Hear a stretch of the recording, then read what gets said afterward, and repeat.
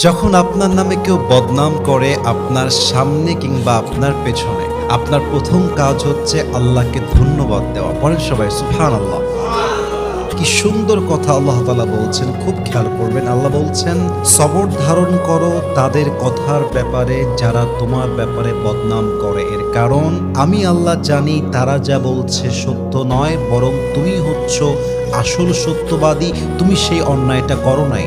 এবং মাথায় রাখবা, যখন তোমার নামে কেউ বদনাম করে তোমার লাভ হচ্ছে দুইটা। এক, তোমার সমস্ত গুনাহ তাদের আমলনামায় চলে যাবে এবং তাদের সমস্ত সওয়াব তোমার আমলনামায় চলে আসবে। সুবহানাল্লাহ। তো যারা বদনাম করবে তাদের জন্য আপনি আফসোস করবেন যে ইস রে, আমার ভাইটা বুঝে না, আল্লাহ আমার ভাইকে তুমি হেদায়াত দান করো। কিন্তু মানুষের বদনামের জন্য, অন্যের চরিত্র নষ্ট হওয়ার জন্য নিজের চরিত্র নষ্ট করা, এটা বোকামি ছাড়া আর কিছুই হতে পারে না। ঠিক কিনা বলেন?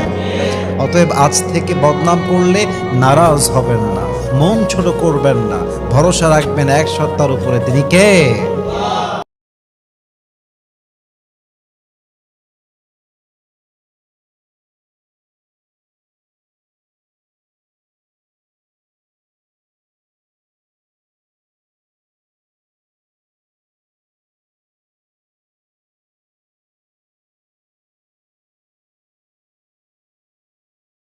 যখন আপনার নামে কেউ বদনাম করে আপনার সামনে কিংবা আপনার পেছনে, আপনার প্রথম কাজ হচ্ছে আল্লাহকে